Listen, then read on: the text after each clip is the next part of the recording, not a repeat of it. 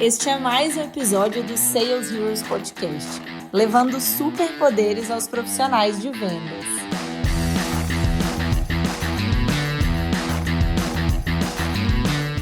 Ei, pessoal, viemos aqui para mais um episódio do Sales Heroes Podcast. E como eu já contei para vocês em nosso último episódio, essa é a parte 2 do nosso conteúdo de Deal Flow, que a gente já compartilhou para vocês na semana passada.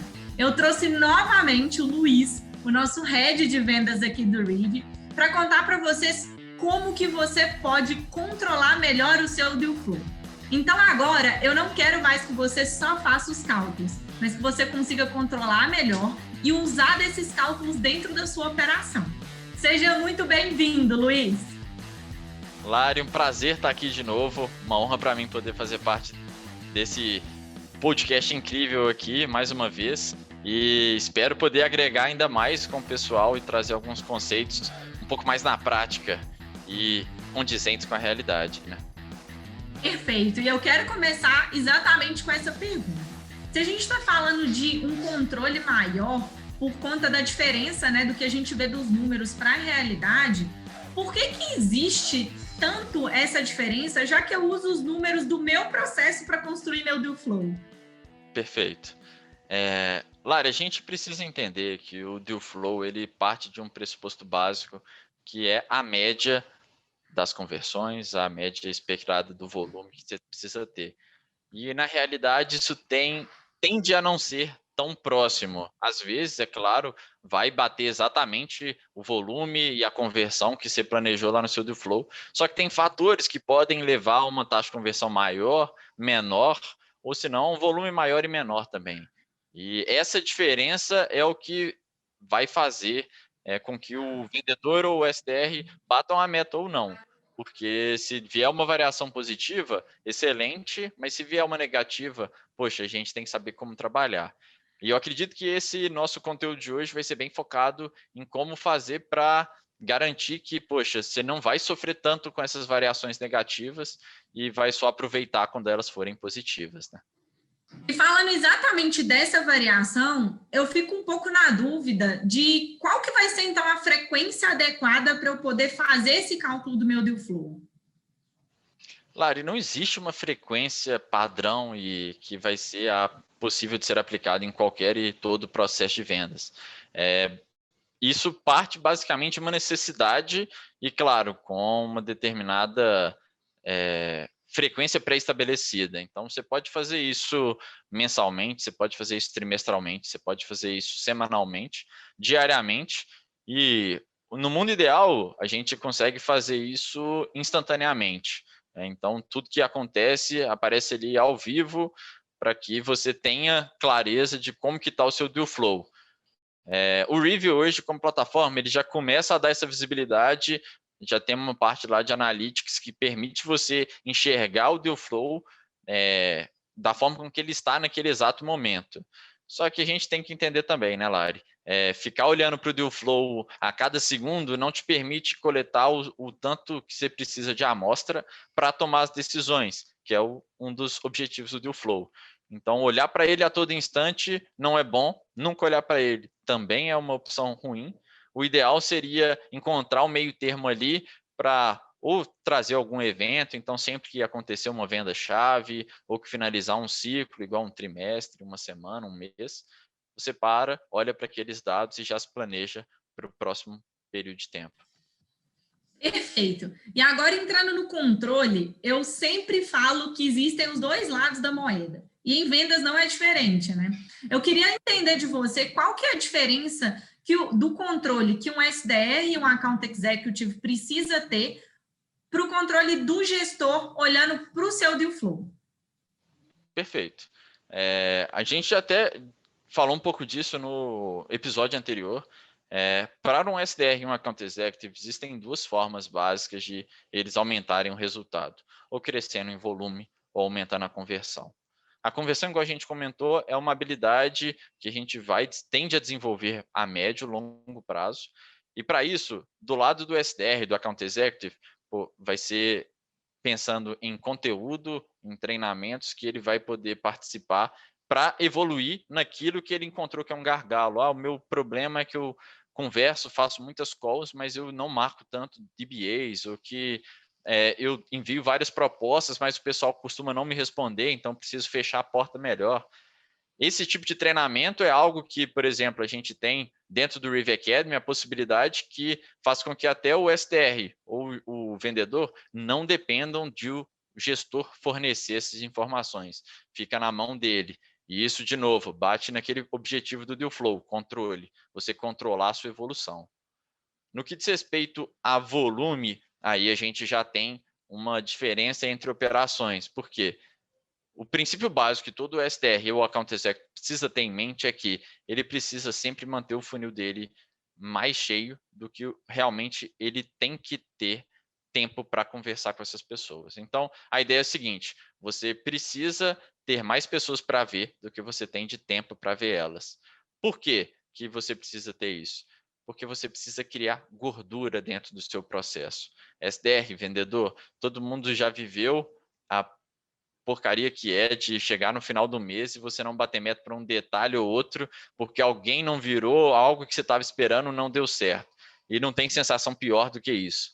Então, você precisa trabalhar com uma gordura, para que caso a sua conversão falhe no mês, caso o seu volume caia inesperadamente, você tenha como recompensar isso de outra forma. Então, tem essa gordura. Ela não pode ser muito grande, senão você está sendo ineficiente, e aí você está prejudicando a sua operação, mas você precisa ter ali uma faixa que você, algo der errado ao longo do caminho, você vai ter como resolver. E aí entra naquelas nuances da realidade. A realidade não vai ser perfeita e constante, como o Deal Flow mostra ali a princípio. Ela tem variações, e você precisa estar pronto para isso. Já no que diz respeito ao gestor... Peraí. Eu queria só fazer um comentário quando você fala do ponto de vista do SDR e do Account Executive, quando você falou de conversão, e você cita a parte de treinamentos, né?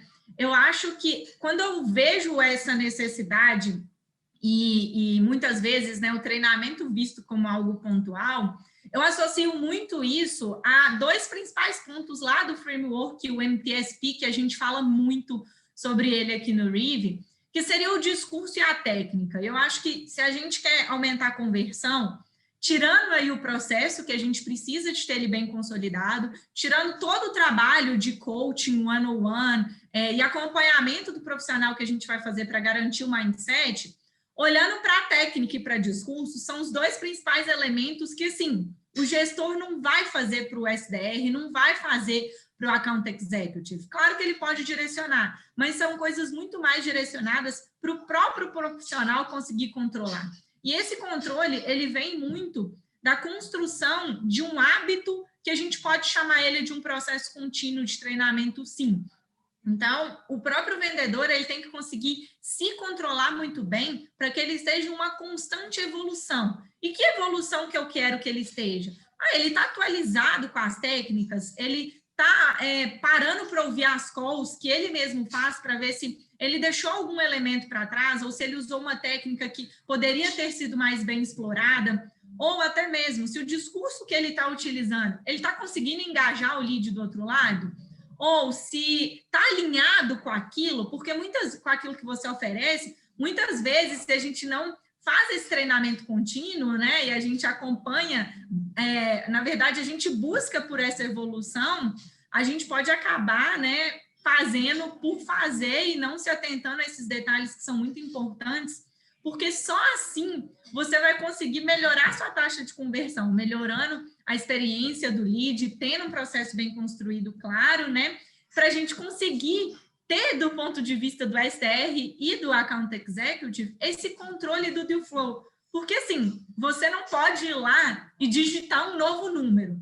mas você pode fazer coisas para esse número ele ficar melhor.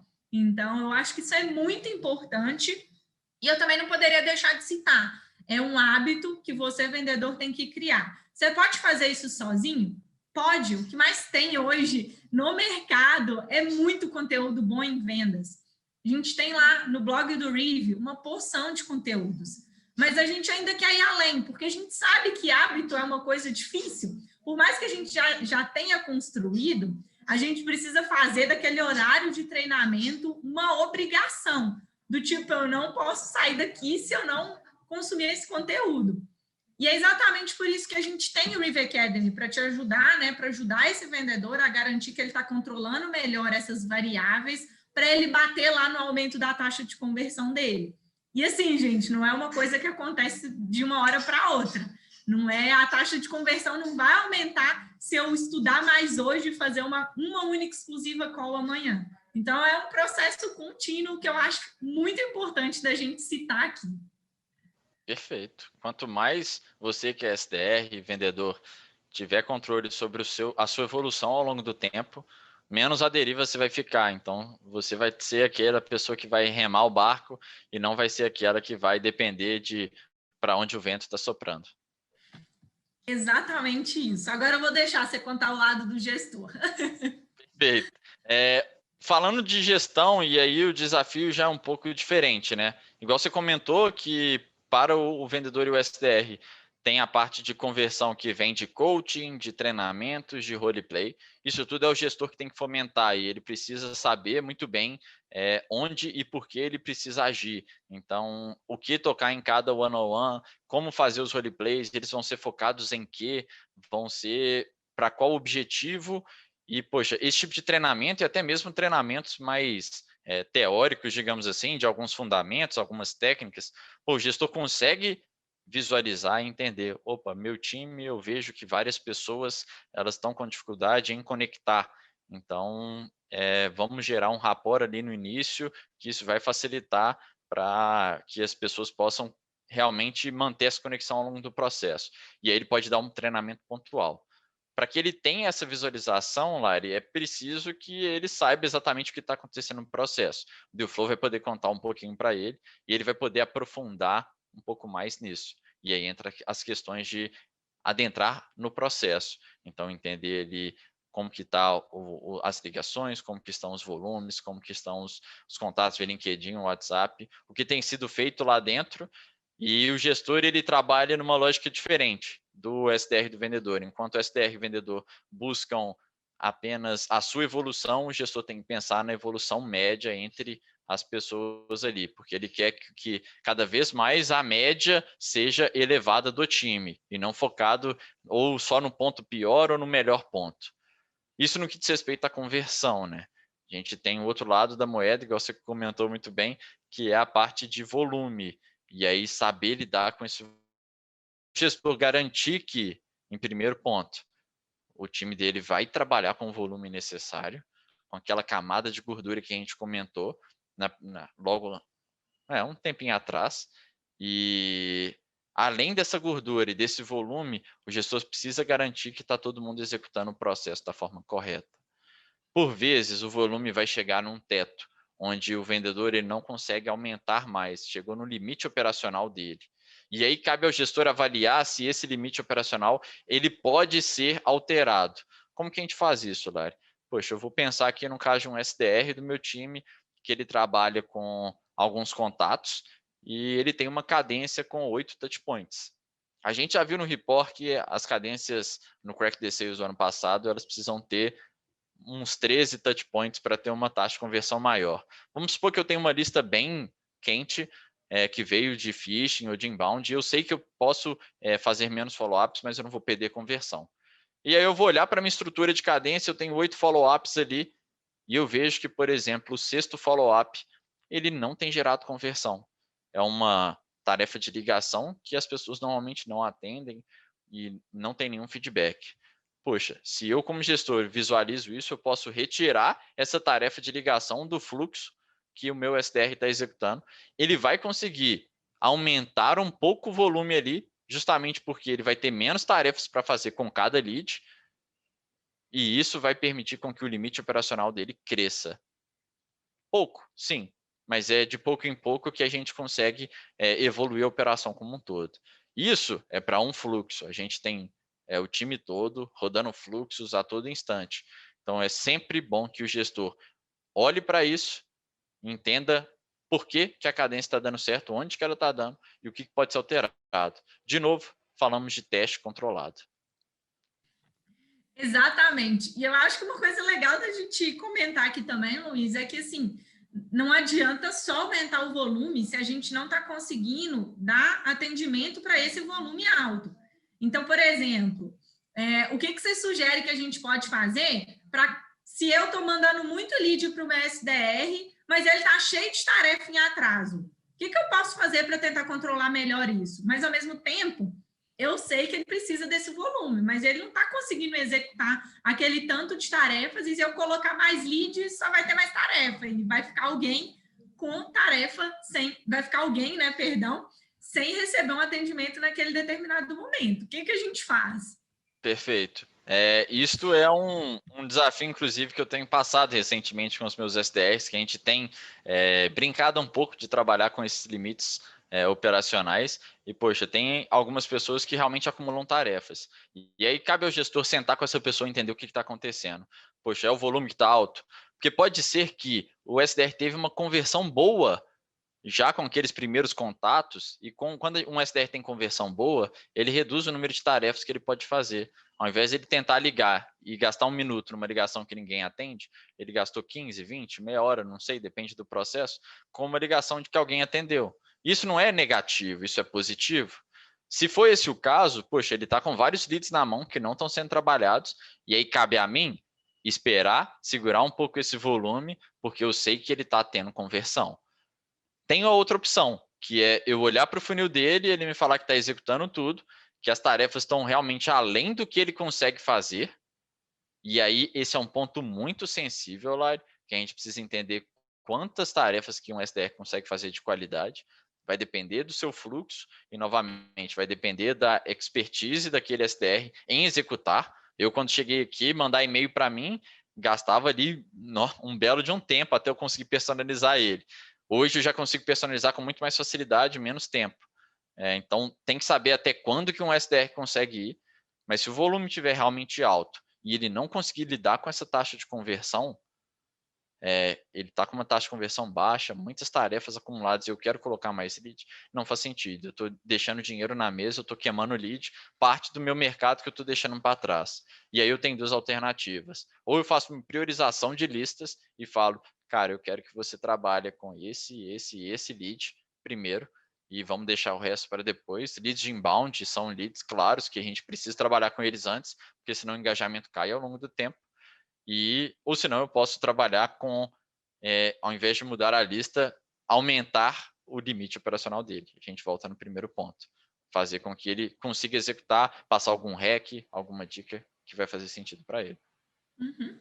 Ou então, se a gente vê que às vezes o profissional mesmo está numa baixa em termos de eficiência, a gente pode criar aquela regrinha, né? Se ele continuar com essas tarefas, a gente não vai mandar novos leads para ele. E ele sabe que se ele não receber novos leads, diminui a chance dele também de estar mais próximo ali de bater sua meta, correto?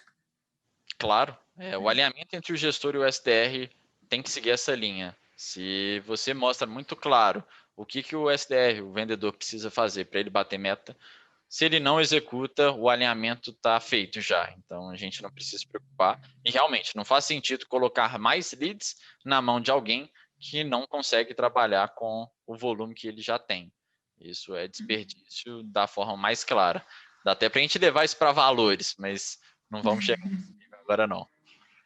Com certeza. E eu acho que, assim, eu sei que a gente já está chegando no final aqui desse episódio, mas eu não podia deixar de falar que nenhum deal flow, nenhum controle de deal flow, nada do que a gente falou hoje e no último episódio sobre deal flow vai funcionar se a gente não tiver eu diria, não só um bom relacionamento entre o gestor com o Account Executive e com o SDR, mas também uma comunicação, e eu acho que essa comunicação ela tem que ser pautada na transparência, porque o vendedor precisa de comunicar o tempo todo a realidade do que ele vive no processo que ele está executando, e ao mesmo tempo o gestor também precisa comunicar a todo momento o que ele está vendo daquela operação, porque se um lado não mexe, ou o outro também não mexe, a gente não vai conseguir caminhar para lugar nenhum.